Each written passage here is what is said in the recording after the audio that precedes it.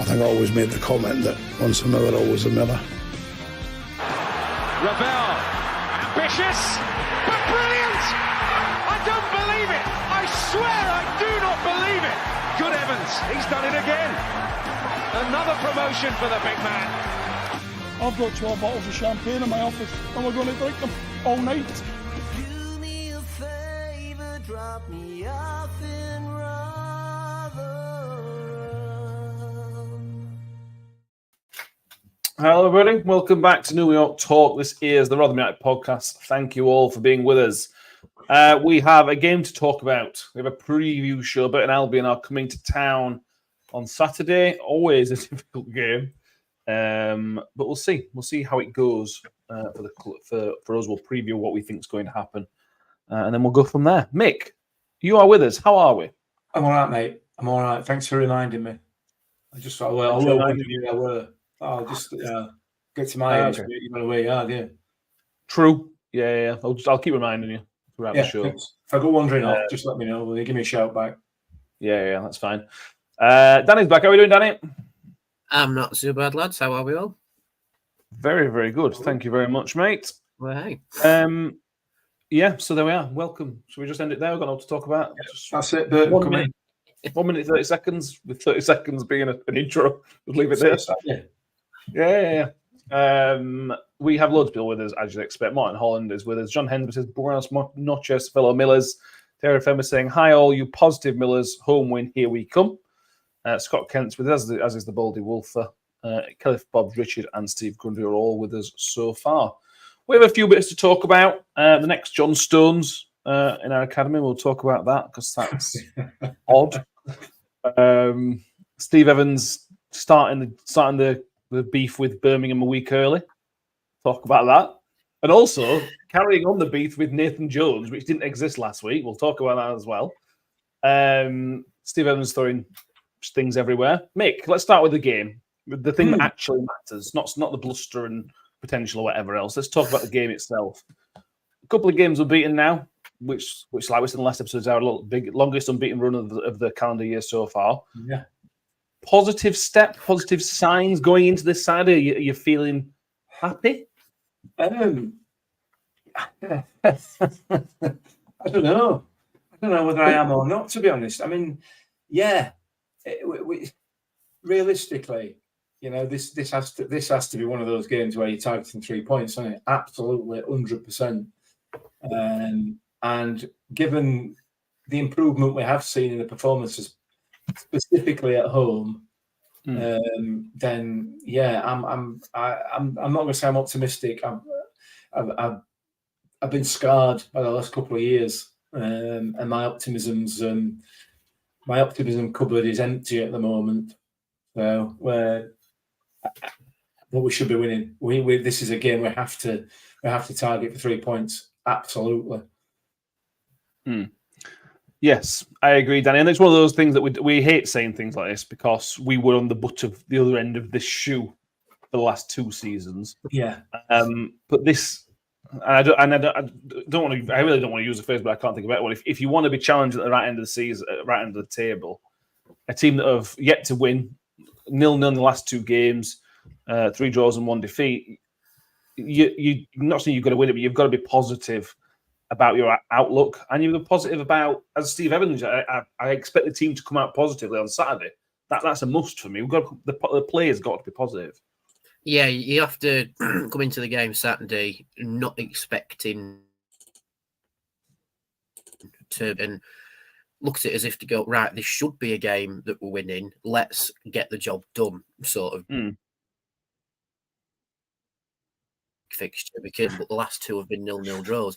So Sod's Law is we're going to be first win for him this season, isn't it? But yeah, I mean, a few people said Burton are dark horses. Neil Bolton. Neil Bolton, yeah, they've spent relatively heavily. Yeah, exactly. Spent heavily, and you know, I suppose they've spent heavily, and we spent heavily on wages potentially. Not that we promised that, but anyway. So it's sort of like a coming together of 2 teams that now feel on the up a little bit. You know, we've beaten Huddersfield through a bit of luck, but through our own gameplay in the last 20 minutes or so. We got the first goal against Charlton. Liam Kelly.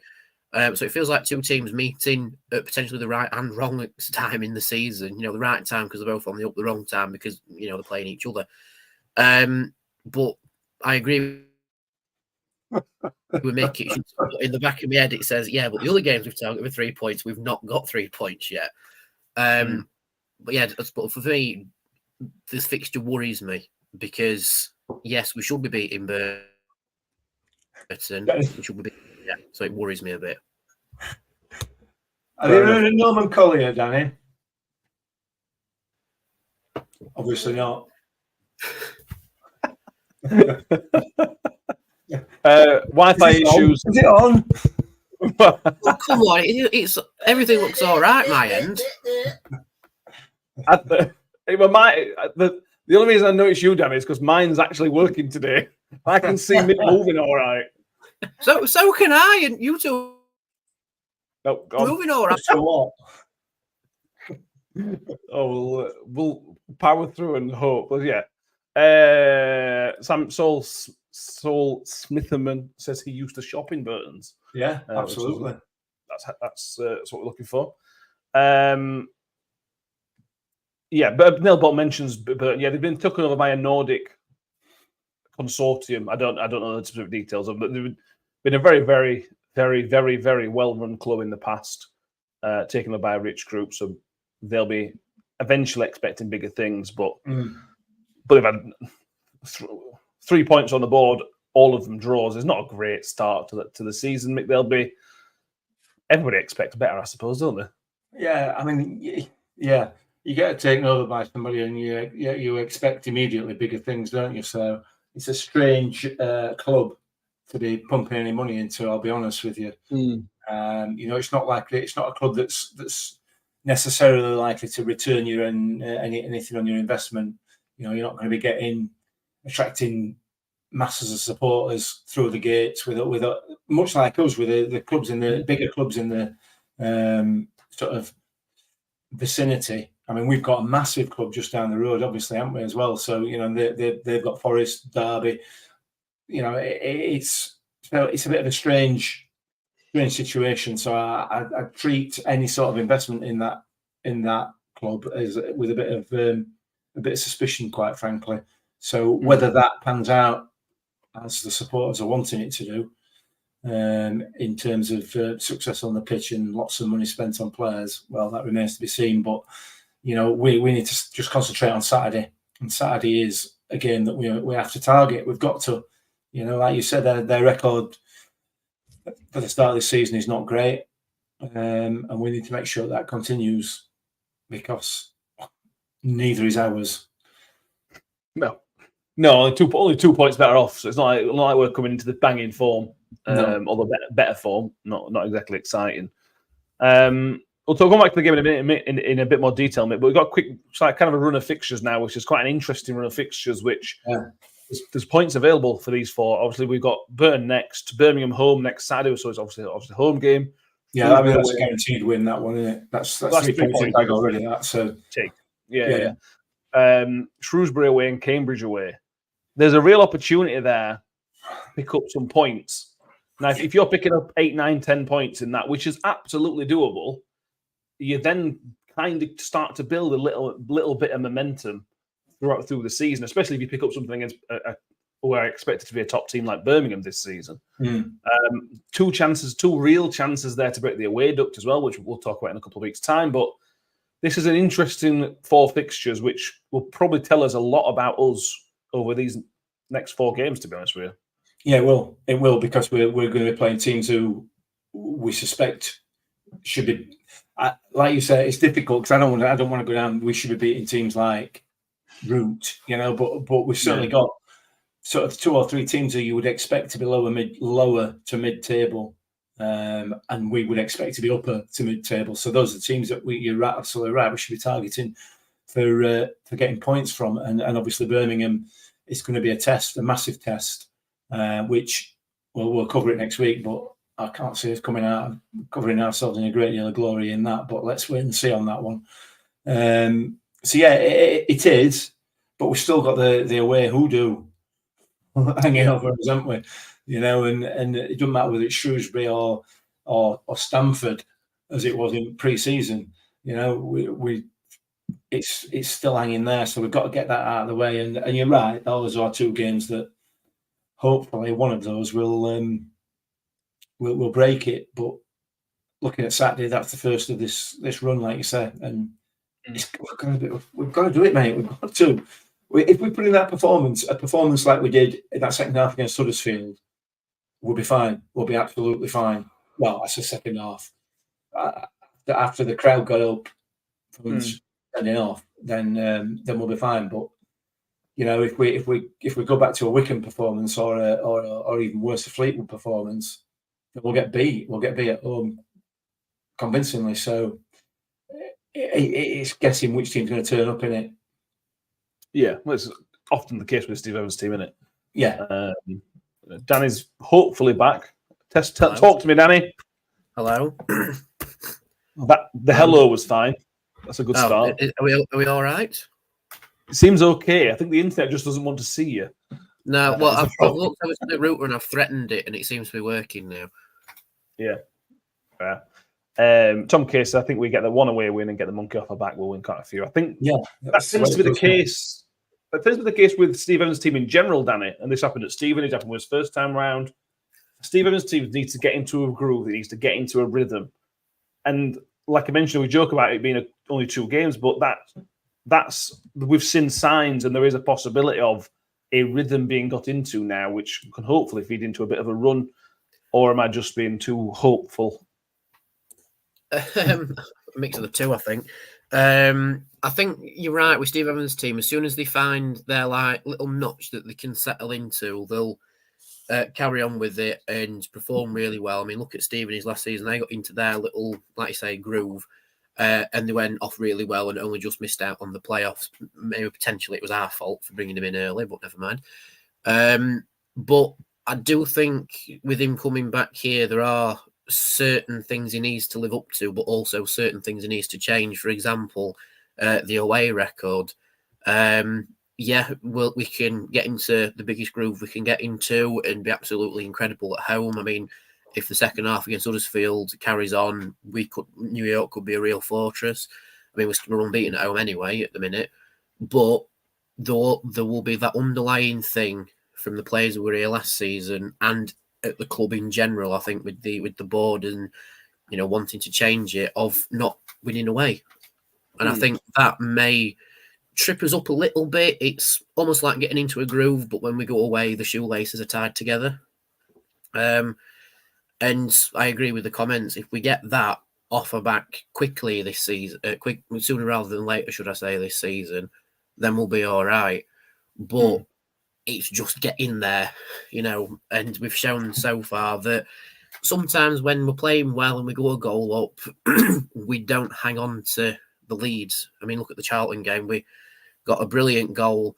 We didn't, you know, diminish in the game at all, but they found a way through us. But I think if we just shut the back door and get a win, whether it's a dirty win or an absolutely fantastic performance, it doesn't matter.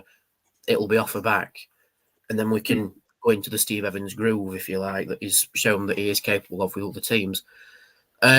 So, yeah, hopefully it happens in the next away game, which is the next away game now?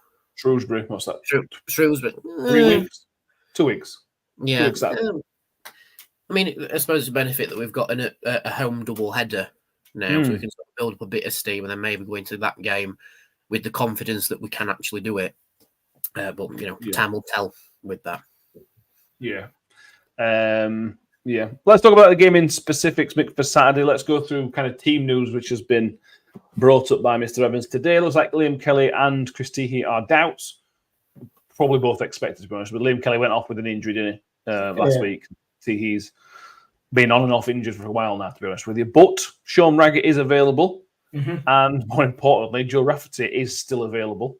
Yeah. So then that brings into questions, because he mentioned Jamie McCart. He mentioned Jamie McCart being one of the finds of the summer, I think he said. Which is interesting or ironic or whatever word you want to use, that he transfer listed him. and then say he's brilliant. But it begs the question: what Sean Raggett is great. I think we talked about this 2 weeks ago, actually. What are you going to do? Because Jamie McCart's actually got better against. I think one of the better players against Charlton. So it gives him a real selection headache, a real big one. Not really, not for me. Raggett has to wait for his place. Simple as that, really. McCart's been excellent, particularly at Charlton. I thought he was excellent. He had a really good game. He's had a little run of games, and he's really improved. So it's his place to lose rather than Raggett to win for me. As I've said before, I don't see a great deal between them. If I'm honest with you, I think they're both the mistakes that they make are the same mistakes. If either of them are going to drop a clanger, it's going to be they're going to get the wrong side of the striker, because that's what they do. And Raggett's just as bad for it. So it's his play. It's McCart's place to lose rather than anything else. I don't think it gives him a headache. Okay. However, we're talking about Steve Evans, aren't we? We're talking about Steve Evans, who has suddenly found a player that he thought weren't good enough 3 weeks ago, till he saw him play, and then realised that he is. Yeah. So is he trying to save face now, or is he just going to think, well, I'll go back to my original and we'll put Raggett back in? I don't know. He's unpredictable, and you don't know. Very unpredictable. But then, Danny, the counter argument to even think about bringing him in is stability for that back line. Obviously, we brought Joe Rafferty in because he is a right back. He had to come back in. That was without question. The other three have played together as centre half for 3 or 4 games now. And I think that's helping McCart. A run of games next to a great player like Cam Humphreys, it really seems to bring the best out of him. One of the worst things you can do when you finally start to look a bit settled is just to chuck in a new guy. I think the defence looks settled, and I think it'd be as important as it can be to keep it as settled as possible. Yeah, I agree. I think McCart and Humphreys are kind of complementing each other at the minute. I'm going to risk having my camera on, and we'll see how the Wi-Fi behaves itself this time. But when Humphreys sort of came in, he always played Richard Wood, or is it gone? It's not right. Right, camera stays off. Right, sorry. You can't look at my lovely face. I'm sorry. But no, when Humphreys sort of came and he sort of learned off senior defenders and was always better when they played next to him because he sort of had that stability.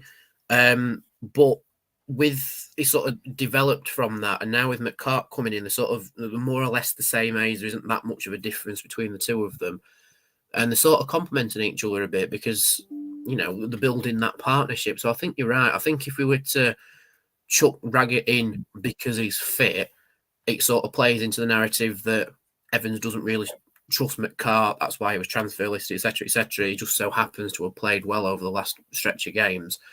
So I think it more depends on the threat that Burton are going to pose. If they're posing more of an aerial threat, you'd want someone like Raggett because he's the big brick house centre back. But with McCart, if Burton's threat isn't aerial, I'd keep the partnership dynamic with Humphreys there because it's done as well in the last couple of games. Unless he wants to play 3 across the back to just suit Raggett coming in, but then I don't really want Rafferty at right wing back because we've only really seen him play there against Parkgate. So it's a headache, but if it were me, I'd keep it the same because we sort of know it works and we've seen it work so far. But then again, Steve Evans, he might just upset the apple cart and bring in Raggett because he signed him because he's good. But yeah, well, that won't surprise me. Cliff up saying might play 3 at the back with Rafferty and James as wing backs, Mick. That is absolutely a possibility, but we did that against Exeter, and I know it's only 1 game, but it was just dreadful against Exeter. I don't like the idea of just changing the formation and changing the team just because one player's back. Now, if we play Saturday and McCart as a poor game or whatever else, then that's it. It's fine. Rafferty comes back in. He's bought Rafferty. He trusts him. But we've started to get a bit of rhythm, and it's not been great. Don't get me wrong, the Charlton game there weren't that much rhythm, but we were on top for periods of that game. Yeah. So that tells me we are building something. To change, you go 3 at back, so you have to lose a midfielder or lose an attacker. Kelly Throws is right. We might do that. I would hate to see us do that, though, to be honest with you. Yeah, I would. There's no need to. There's no need to. You know, the defence is finally starting to settle down a little bit and starting to look a little bit more solid. And with Rafferty coming back in, it's got some balance to it. Why I don't see the point in changing it. There is no point. There is no need, no reason to change it. In my view, anyway, it's working fine, and it will continue to improve. It's improved game on game. It was woeful to start with, and it's got better and better as the players have got used to each other, which is what you would expect anyway. Given that most of them, well, they've never played together, so it is improving. I don't see that. I don't see the point in changing, and I'm with you. Just because you've got a player fit doesn't mean he automatically gets his place. Particularly if the player who's replaced him is playing well. That's not how it should work. Should. Yeah. Matt Miller says, does keeping the defence settled include keeping Phillips in goal, Danny? And that is a tough one because he was at fault for the goal last week. We covered it pretty in depth, I think, on here last week, where we all agree he should have done better. But could have done better. Should have done better. You're going with should. I'm going with could. Should. Yeah. Okay. Fair enough.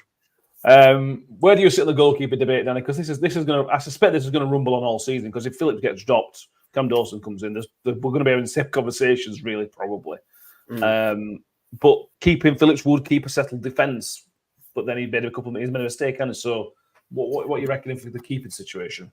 I'm going to throw a third option in. You've said should, Mick said could. I'm going to throw in the tinfoil hat debate of it's against his former team. He let it in. But no, with the keeper debate, I think Phillips is doing okay.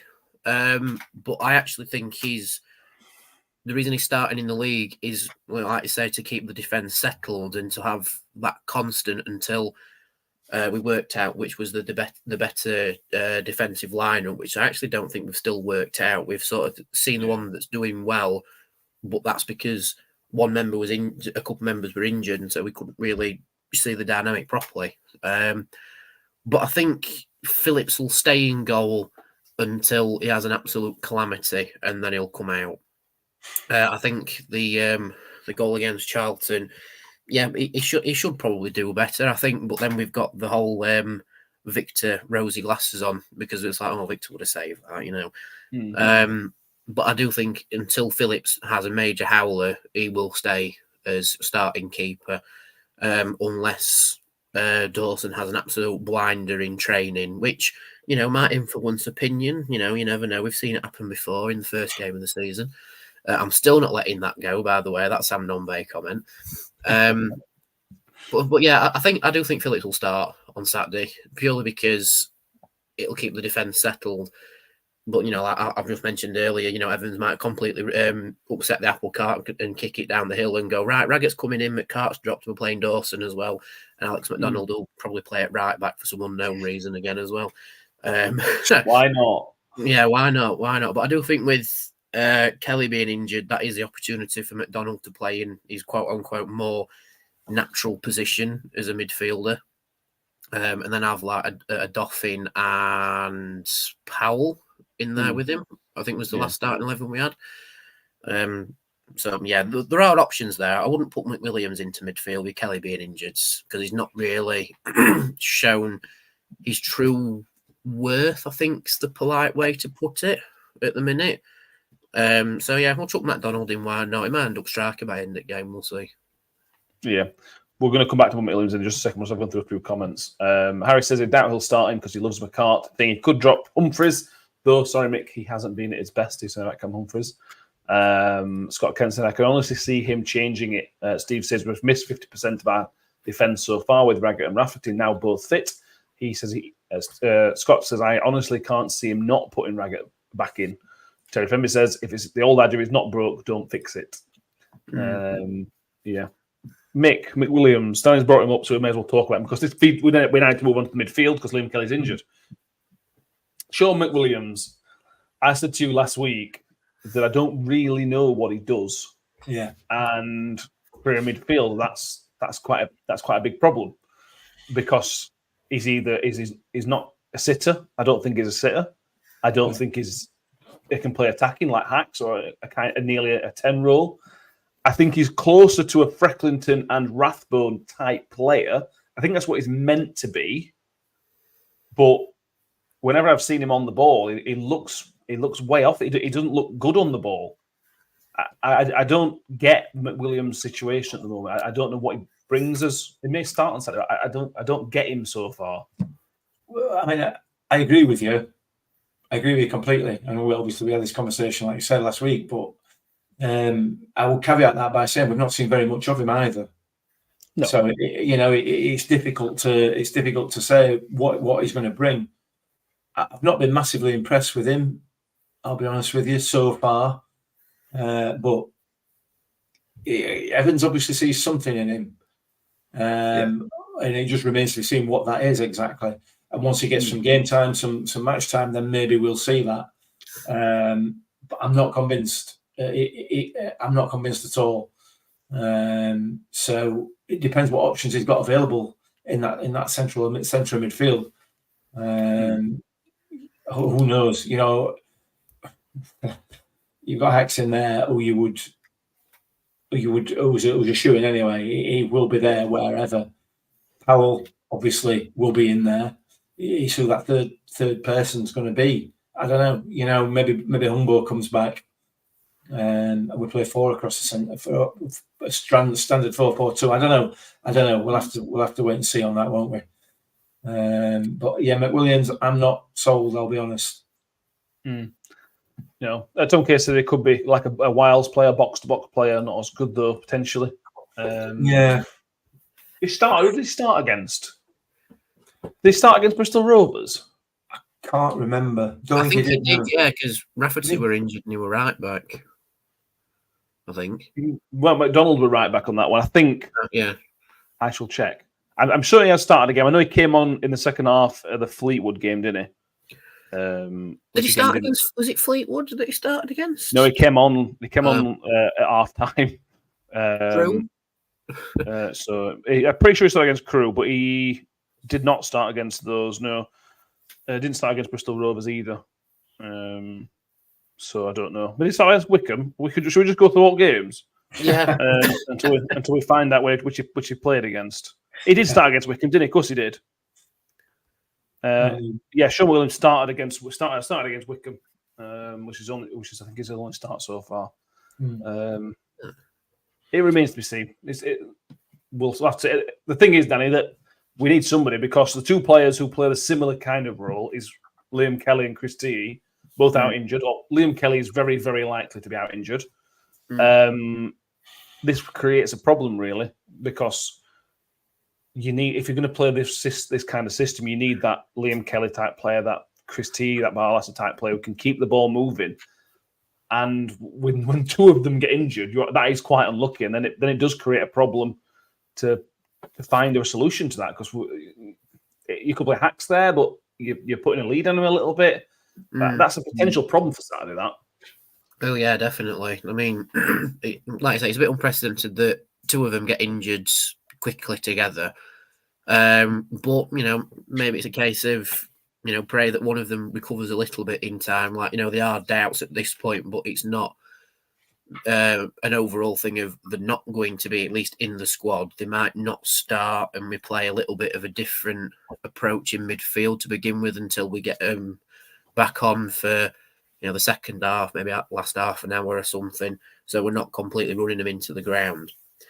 But yeah, it is a bit of a sticking point, which is potentially why you bring in McDonald just to be that player that just runs about and puts a bit of a graft in until we can bring in the slightly injured ones for the last half an hour or something. That seems to be the logical approach to it because I think we can't really put an anchor on what type of player McDonald is, but the one thing he does do is when Steve Evans says to him, I want you to play there, I want you to work hard. He goes, yes, Gaffer, and he goes and does it. So if that's him in midfield against Burton, then, fair enough. I'm happy with that. Just don't play him at right back again, for the love of God, please. I'd rather see Axe there, to be fair. I don't know about that. Have we got to a point where we was right back, didn't we? Well, it's true, actually. have we got to a point where we're describing some of our players as he comes on and runs around a lot? Is that what? How else would you describe Alex McDonald? I mean, come on. I know, but and I think that so far for me seems to be a pretty fair description of McWilliams. Comes on, he runs around a bit, and doesn't really seem to get involved. I don't know. Maybe I'm being harsh, but we'll see. Yeah, time will tell, won't it? Harry says 4-4-2. Adolfin Powell as your midfielders, Wilkes Humbo out wide. That'd be interesting. Be interesting and exciting, to be honest with you. To get those two proper wingers out there would be interesting and exciting. Let's nip back a little bit though, Mick. Let's go back to Steve Evans because he does that. Well, we might as well mention it because he won't let this thing drop with Nathan Jones. What was this all about? Well, Nathan Jones basically said that he thought Rotherham didn't try. He said Rotherham didn't try and play football. They basically just tried to go long, which is a pretty decent explanation, to be honest with you. It's one of those things that sounds quite bad and derogatory, but it's not. It's just we're not trying to play ball not much. We went direct. And Steve Evans says he needs to put his head back on. He needs to get himself to screw fix and get his head screwed back on. That's a classic Steve Evans comment that isn't funny. People enjoyed it. Yeah, I mean, I don't know. He's just having a dig at Nathan Jones, isn't it? It felt unnecessary. It's completely unnecessary. Yeah, completely and absolutely unnecessary. I don't know what Nathan Jones was talking about because they played as many long balls as we did. It was just awful. At times, it were awful. But they were. Well, that's his game, isn't it? So maybe we're complimenting him. I don't know.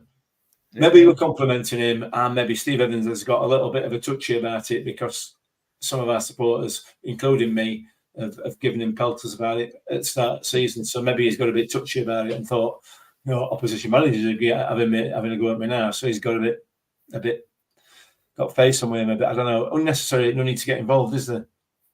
Absolutely no need to get involved because Nathan Jones is the type of manager who wants to draw that out of the opposition. Yeah. That's his game. That's his goal. And Evans has just walked straight into it week after game. It's not even out the same day. You know what I mean?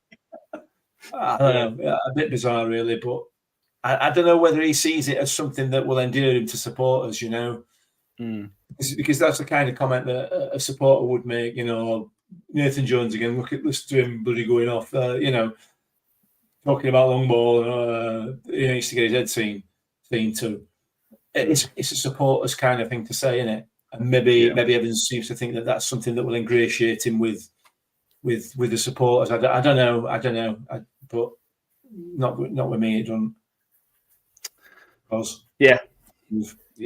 If anybody plays football manager, it's like Football Manager when another manager gives it you. You get it back because it's not real. But Steve has enjoyed it because it is real. John Morrell says a neutral Charlton far more direct than us. Scott Kent saying they smashed it to their number 9 all game. Yeah, they did. Yeah. And that's why Stephen shouldn't have mentioned anything really because just left it. We all saw the game, didn't we? Tom K saying I thought Steve said they were great mates. He did, I think. I think he said they were good mates. Let's see.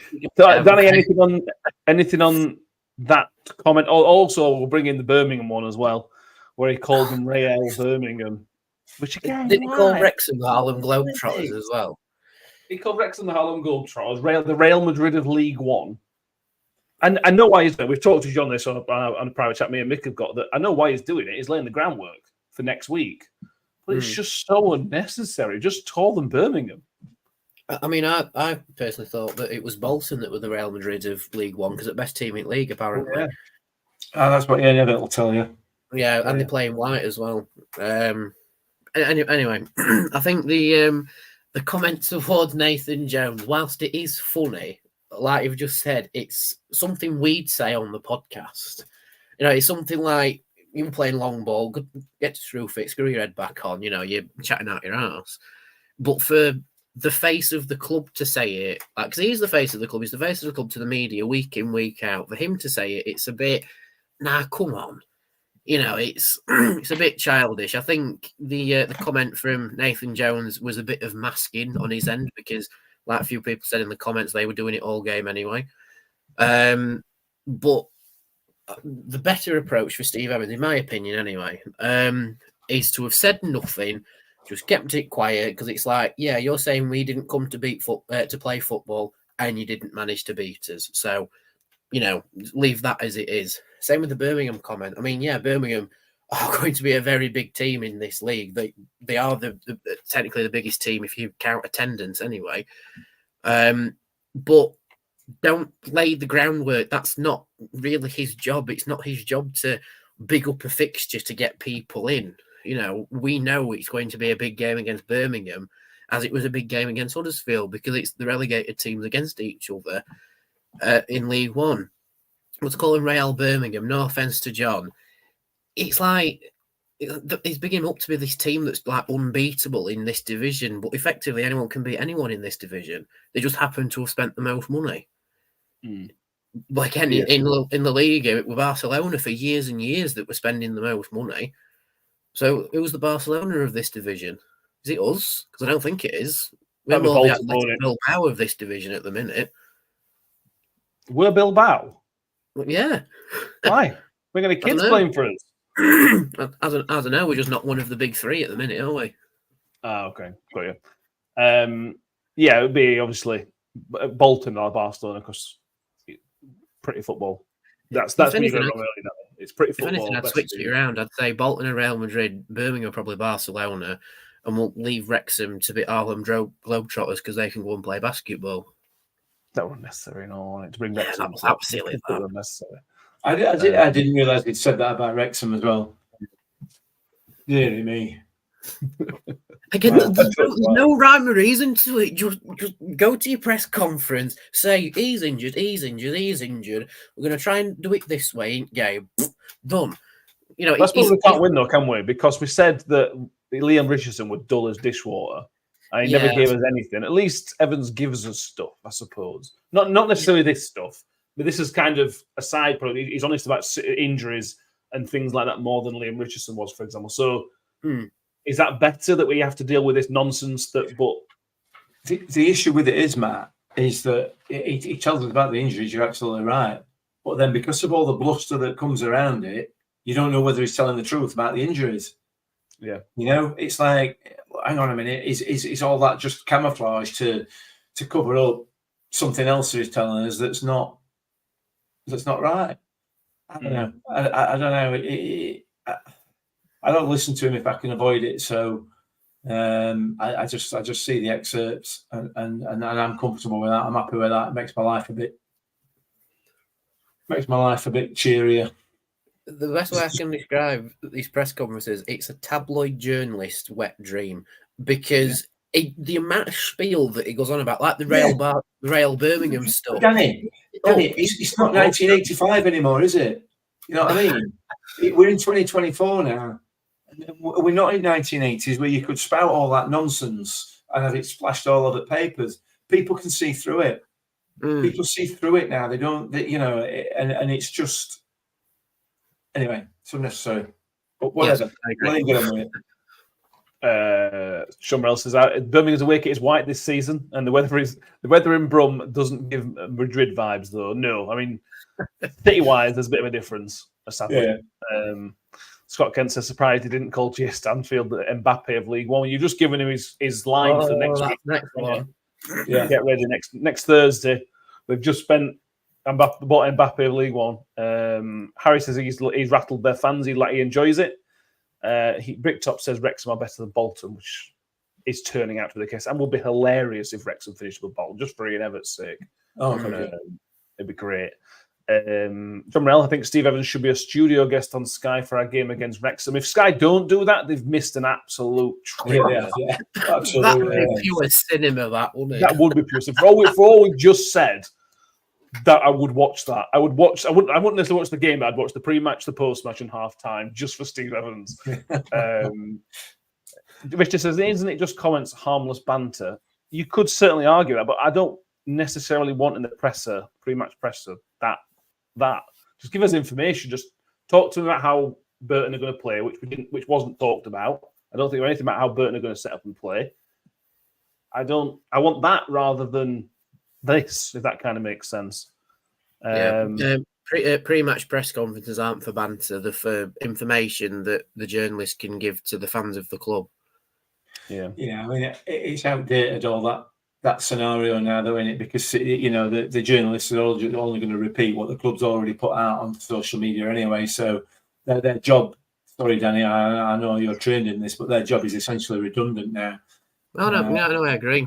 So yeah. I mean, Kelly Bob's comment here, just ignore the man and let him get on with it. Absolutely. I agree. That's what I'm trying to do. Listen, I just want him to get on with the job, and I'm just going to ignore the bluster and banter. If people enjoy it and get on with it, absolutely enjoy it. That's fine. I don't, so I'm just going to ignore it and get it out of my life, and hopefully he'll get on with his job and get us in that top two at end of season. That's all I want him to do. Yeah. If we're top two, they always said it is irrelevant. But if we finish 9th or 10th, then this is the problem. And that's exactly the issue with all this. You know, you've got to be able to back it up, and we haven't yet. Yes. John Morell, I didn't really read too much into his comments from a Birmingham point of view. However, as I said earlier, it's just setting up the one-liners next week. Yes, it's setting it up in it so that if we beat Birmingham next week, look at us, we beat this big, massive team who've got loads and loads of money. If we lose, well, for the Real Madrid League One, how we're meant to compete with them anyway. So he is just setting it up, which is, I suppose, in a way, it's smart. In a way, Kelly Pub says Rain is the same. Watch his antics on the touchline. Ridiculous. He is a good watch on touchline. To be fair, Rainer, he is constantly about, isn't he? He's always everywhere. Idea for the club, Rainer Cam. Instead of Dully Out Cam, Rainer Cam. There you go. Get loads of clicks on Twitter for that. Yeah, I agree. No, I don't watch him, so I don't know. But when you watch Rainer, it's all football related. It always looks like he's giving information to the players or telling them to do this, that, and the other. It all doesn't seem pointless and bantery. There always seems. I think Rainer's the brains behind the operation tactically, isn't he? He clearly is. Yeah. And that's where we are. Let's talk about this kid, the next John Stones guys. We've got the next John Stones. Did you know that? Neil Bolton says Harrison Duncan guys has been touted by Willie McKay as the next John Stones. By the way, he is one of our under-18s. If you're wondering, 16-year-old kid who we've just, from what I can tell, we've just signed him from Doncaster City about 3 weeks ago. So interesting. I don't know how much we have anything to add though to this. Looks right, Claire. I like him. I like John Stones. That means I must like him. Yeah, I think that's how it works. Anything to add? It's just weird, isn't it? I mean, the thing that it's highlighted for me is how little information we actually get from the club about our under-18s. We get the occasional match report like, we've beaten Chesterfield, but in terms of how the players are doing, I think this is the biggest in-depth thing they've done on the club website for the under-18s ever, because we've actually got pictures of them in the current season's kit, and you can actually see who they all are. Other than that, we don't really get many interviews with them. We don't really get any insight into how they're doing training-wise or anything. And I do think there is the market there for it, especially now one of the lads has been touted as the next John Stones. But we don't sell him to somebody for, 10 bob and a bag of conkers, and then Man United come in and pay 15 million for him, which would be just our luck that actually happens. Correct. But if he has been touted by, what's he called? Willie McKay, was it? Willock as an agent is a yeah. very So old if he's been agent. touted as being the next big thing by him, and I've seen the thing on Twitter where he's being watched by Man United and Everton, I think it is. Why were we allowed to sign him for weeks? Exactly. If you're Doncaster City, you're keeping hold of him and going, oh yes, we could have a big payout here. You know, we've got the big professional teams watching. Yeah. I think Donny City are in the 9th tier. Very low. They're similar to Parkgate. They might be the one below Parkgate, I think. But then again, they were only formed in 2020. They are new, yeah. Maybe that's why we've been able to sign him, because we went here, have 100 quid and we'll take him off you. 95% sell-on fee. But no, I do. If he's touted to be the next John Stones, and fair play to the lad. I think there's the picture that's been put on Twitter, and he does look like a big lad for 16, doesn't he? He looks like a proper centre half. And I do wish him well in the future. And it is a bit of a surprise it's us that have got this player, because normally it's like your Peterboroughs or your Boltons that have got these players. But maybe it'll kick on the club actually showing us a bit more of the under-18s now, because we've obviously got quality there. We just don't see it from our perspective. The only thing I know about the under-18s is that they play at Shoe Park in Brinsworth, and that's it. The fixtures are in the programme. I think they're pretty sure they are in the match day programme, and so you can go watch them, which maybe we should do more often of. But yeah, we don't know anything about him. Is the answer? Tom Kay looked on the club's website, and players have he's not even on the under-18s. He did score against Grimsby. I just checked now. That was the most recent game for the under-18s. He did score against them. Scott Kennedy, if you anything like John Stones, also for £4 in a box of Cubans. Yeah. Possible. Harry says, need to get him a pro contract so we can avoid someone like a Man City and your Man City getting nothing for him.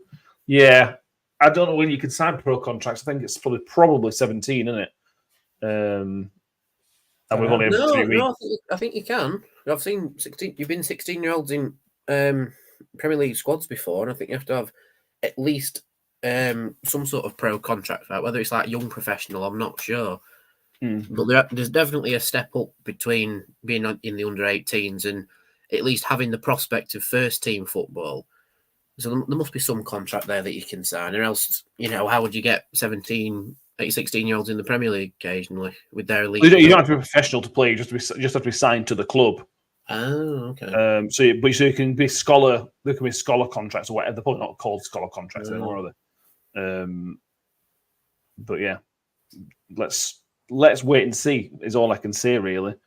Doncaster City tweeted out on the 23rd of August. They signed a scholar. Harrington Duncan signed as a scholar with Rotherham. He's training with the first team. Well done for his hard work, is what Doncaster tweeted almost a month ago. So scholar terms. Well, so if he went, we'll get something. But again, if he were good, why would he not go from Doncaster City to Manchester United, to Manchester City, Everton, or whatever the case may be? It doesn't really make any sense.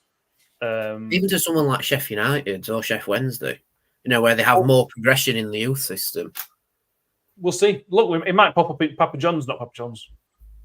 You know what I mean? Bristol Street Motors. That's coming up in about a month's time, actually. So we may see him on there. We'll see. That's all I've got. Yeah. John Morell says, someone said with FFP, if you sign someone before they sign a pro deal, when you do sell them at a later date, the fee goes to pure profit, which is true. So yeah, just to the side, if he'd gone to Doncaster Rovers, he'd currently be 2-0 down at Harrogate Town. So that's funny. Or I feel bad for the 2 people in our pub's last man standing. So that's all we've got on that one. Nothing. Literally nothing. We'll wait and see. Other than well done, son. Hope you kick on. Fair play.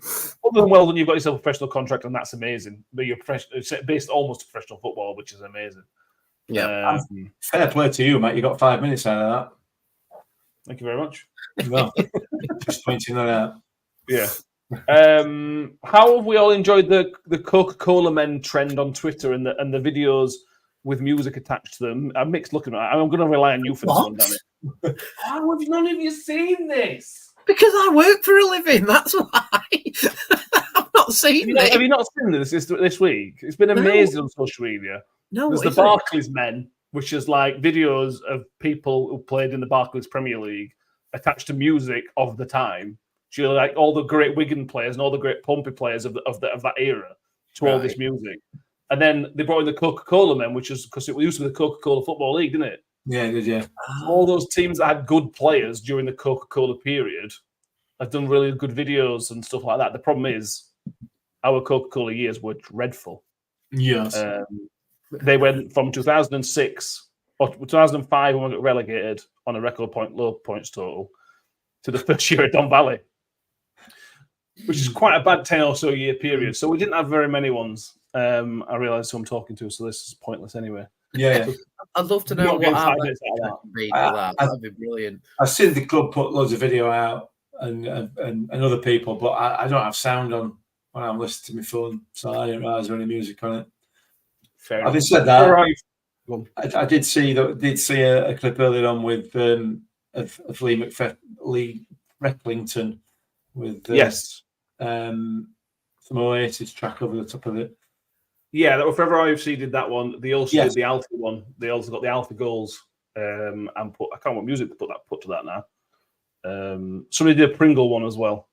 Yes, which is quite good. I've seen that, but I've not heard it.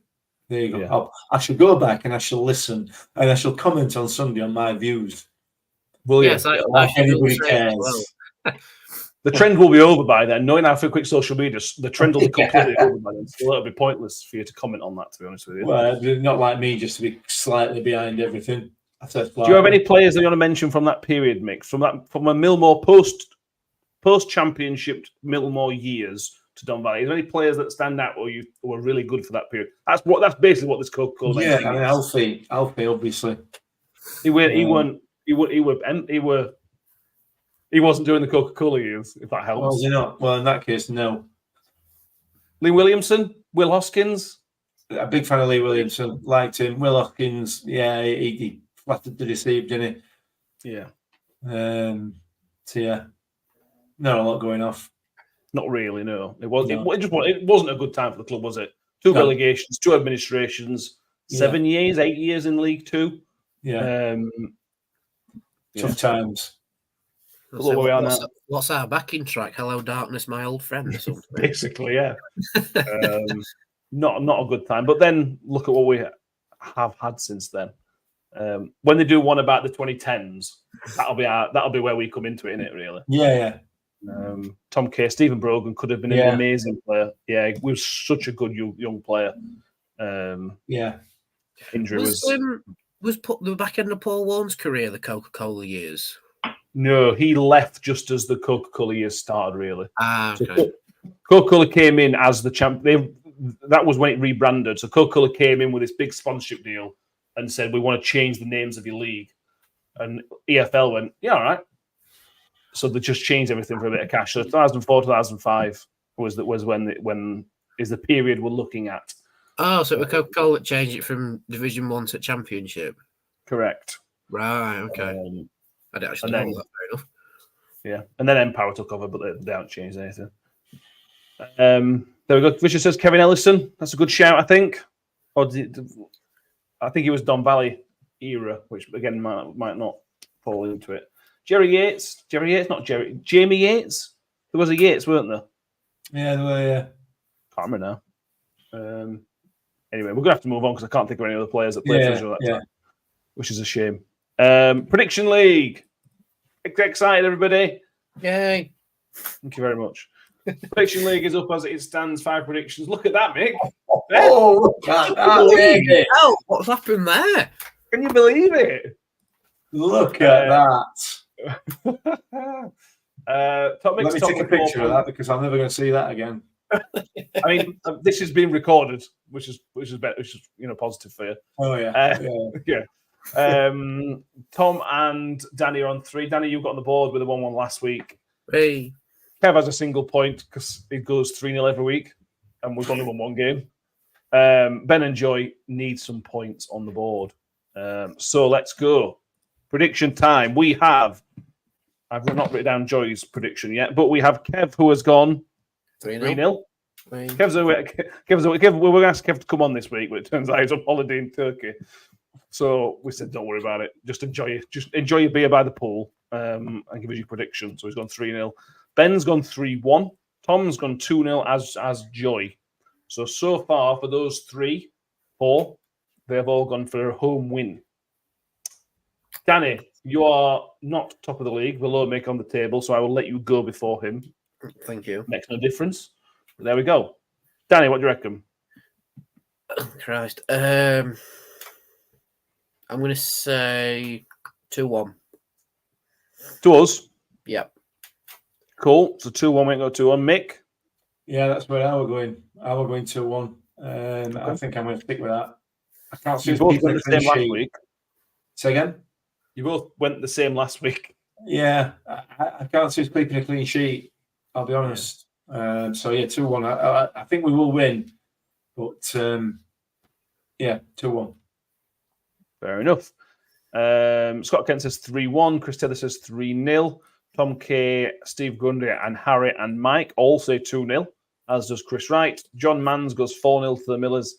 Richard 3-0, as does Terry Frember. He says Nombe hat-trick. Tom K says 2-0. Joe Powell against his former club. There's your subplot for the weekend, Joe Powell.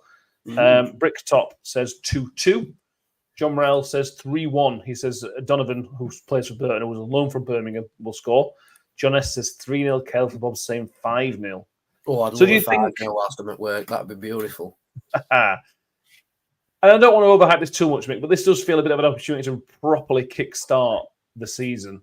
And Burton will be saying the same. Let's get it right. But if Burton will come in here saying exactly the same. But if we can get a convincing win, you really start to say, right, okay, we're here now. We've got 8 points on the board after 6 games. It's convincing. And then you really do have a really positive air about it. But yeah, it's not in the world if we don't win, but it feels like a good chance to put a bit of a marker down. It does. Well, what I would say is so was Exeter, so was Wickham, so was Bristol Rovers. Of course, you know, and we didn't do it in any of those games, and that's so that's why we're all, I think, a little bit reluctant. Most of us are reluctant to sort of, you know, say, yeah, this is, look, we're all right, we're safe here with this one. We should be fine. You know, we know the way we've been at times this season, and if we are like that again on Saturday, we won't win. We'll lose. There's no doubt about it. You know, they've got enough quality in their side to take us apart if we play as badly as we have done. But the improvement has been there game on game, albeit, you know, sometimes a big improvement and then a little step back to, as we had on Saturday. It's still better, but not as good as it could be. So, yeah, we need to be positive. We all need to be positive, and we all need to be going to New York Stadium on Saturday and getting behind them and being positive. And if we all are, including the team, and they put that performance in, we will be fine. But whether they will, let's see. Yeah. So again, we're starting to click now. If we play like we have the last couple, we'll open these up, which I think is fair. If we play like we certainly against Huddersfield, I think for the most of the game, and for Charlton in spells, I think we should have too much if we turn up. But how many times have we played Burton over years, and they've been one of the toughest opponents? Always. They're always horrible to play against. Not in a way that they play dirty football or they're direct or anything. They're just hard to play against, or have been hard to play against in the past. Let's finish on the question from Sean H. What's opinions on about how we do contract situations? Always delaying things till the player leaves in Rathbone. Odofin will be next to leave. Seems an away win will come sooner than talks. Yeah, there was kind of confirmation today that that talks are going to start. I think the phrase was when the season settles down. Big enough. Which don't fill me with the greatest confidence. Steve Evans also said, and I'll try and get the quote, that whenever he's manager, things won't change because he's that kind of manager where he doesn't kind of change his mind and kind of pull the rug from under people's feet. I mean, we spoke to Michael O'Connor, who has a different story to tell on that one. But Danny, it's just the way you said that. That was perfectly delivered. That. Well, the interview's there for everybody to listen to if they want to go and listen to it. Who knew? What? I said, who knew? Yeah. There'll be no surprise unless Hacks changes the goalpost. As long as I'm the manager, I won't be changing them. if that's true, Danny, that's good news because Hacks has given all the positive signs. The problem is, the closer you get to January, the louder the agent talk becomes. Yeah, because they can talk to people from January onwards. So if you're serious like this, you sit down yesterday and start getting things hashed out. There's no midweek games for a few weeks now. Get on with it. Yeah, exactly. I mean, you could even just sit down with him after training and just go, right, let's have a sit down and see where we are. But that comment of when the season settles down, it's like saying, well, how long's a piece of string? It's like, when will the season settle down? Is it when we're first, when we're 10th? When we've had 3 games on 3-game winning run? When is it? But the Hack situation seems to be turning into the Rathbone situation, where it was like, yep, we're going to do it. Oh no, we're not going to do it. Oh no, now it's back on. We're going to do it again. And then he sods off to Wrexham, which fair enough, he's doing quite well over there. Fair play. But the club's attitude towards contracts is one where they dither at it. They'll say, yeah, we're going to do it, and they'll dither about until the player leaves for next to nothing. And, the contract talks might as well have been talking to a banana because nothing got done about it. And I think the same thing is going to happen with Hacks. The writing is on the wall for it, unless they sit down, like you say, Matt, when we've got no midweek games, sit down and hash it out with the agent and say, this is what our offer is. And the agent comes back and goes, no, we want to do this. And they meet in the middle until Hacks is signed on the dotted line probably before November. I think it won't happen, in my opinion, because there'll always be that thing of, well, if you run your contract down, then said agent might get signing bonus and Hacks might get a better club. But if we get it done sooner rather than later, again, that seems to be the way this season's going, sooner rather than later with Rotherham United, it won't get done and Hacks will shuffle off for next to nothing, which I don't want him to, because, again, in this season, he's showing his bottle and his worth and that is a real asset to us. But the club have a history of not sorting it out and then losing out. And hopefully with Hacks, because, Evans has come in and hopefully hashes it out and doesn't have a repeat of the Michael O'Connor situation, we get Hacks signed on for another couple of years, hopefully. But I'm not holding my breath. I know it's really negative and everything, but I'm not holding my breath about it. The quote is, and the more I read it, the more I get confused. We are 2 or 3 wins away from saying, right, we're where we need to be now, and we can do 1 or 2 bits that don't take anyone's focus away from what's happening on the pitch. Well, Steve Evans isn't doing the negotiating, as he's already said. And I'm pretty sure Hacks doesn't negotiate his own contract. He's got an agent to do that. And to be fair, this is not a Steve Evans thing. This is a football manager thing. They all do it. Warney did it. They all do it. I don't really understand, to be honest with you. It is disappointing that it's not sorted already.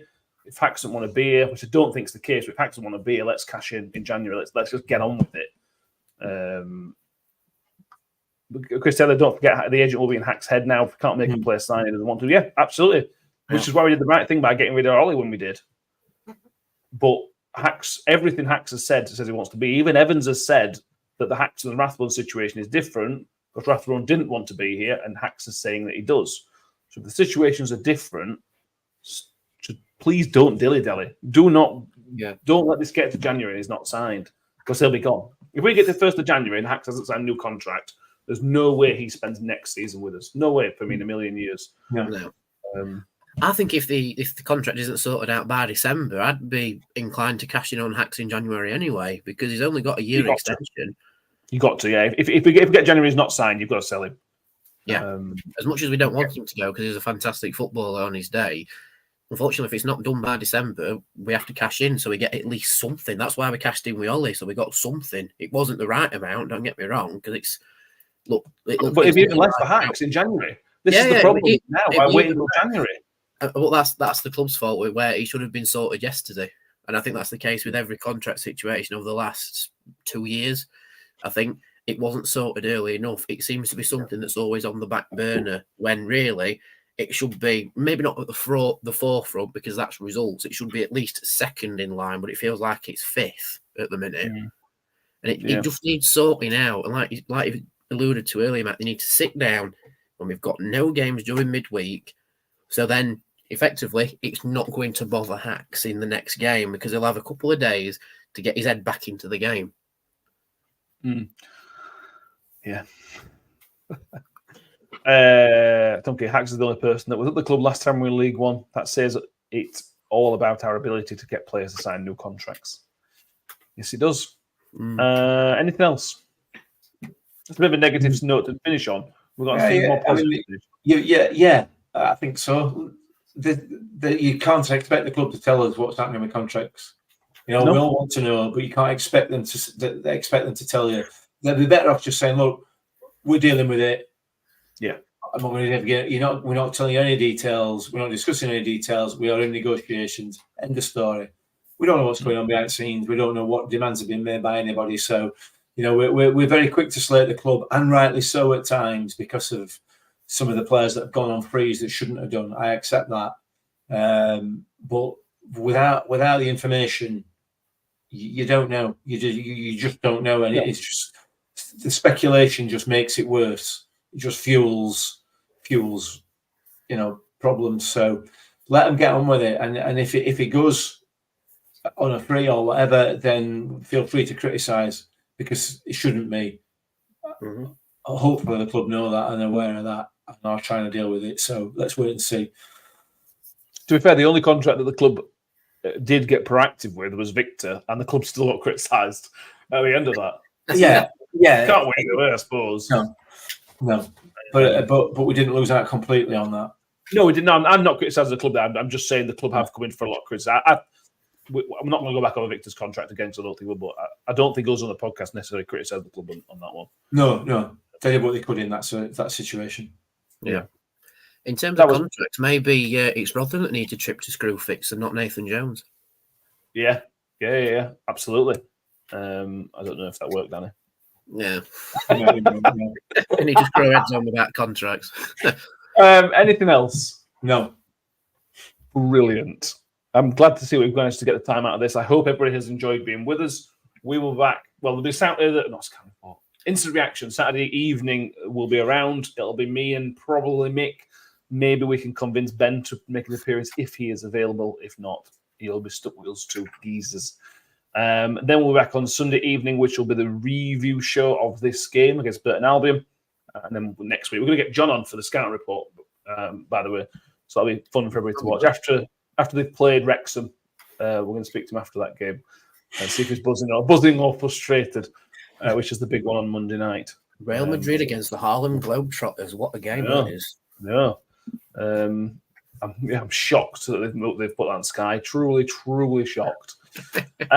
Make sure you have subscribed. If you're watching on YouTube, make sure you've subscribed and given the video a thumbs up as well. If you're watching on X, make sure you have followed us, given the video a like as well, and get over to YouTube and make sure you've subscribed. Same if you listen on iTunes or Spotify, do make sure you go over to YouTube to check out the other stuff that comes on the channel, but also make sure you subscribe on iTunes, Spotify, wherever you can, and also give us a 5-star rating and a comment to let us know what you thought of it as well. If you're not watching us live, make sure you get your score prediction as a comment as well, and then we'll not do anything with it.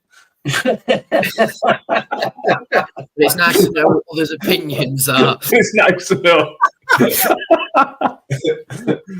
didn't want to make a promise that I couldn't keep then, to be honest. I was going to say so we can pick out a winner, but I'll forget to look, so I'm really, really sorry about that. But anyway. Oh, bloody hell. There we go. Honesty. We like honesty. It's the best part. You just score predictions. Not interested, like, but leave him anyway.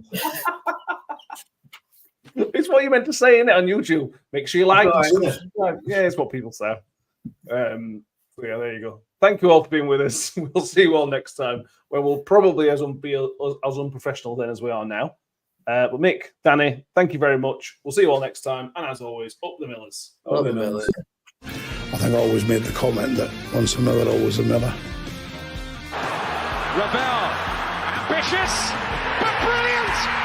I don't believe it! I swear I do not believe it! Good heavens, he's done it again! Another promotion for the big man. I've got 12 bottles of champagne in my office and we're going to drink them all night. Do me a favor, drop me off in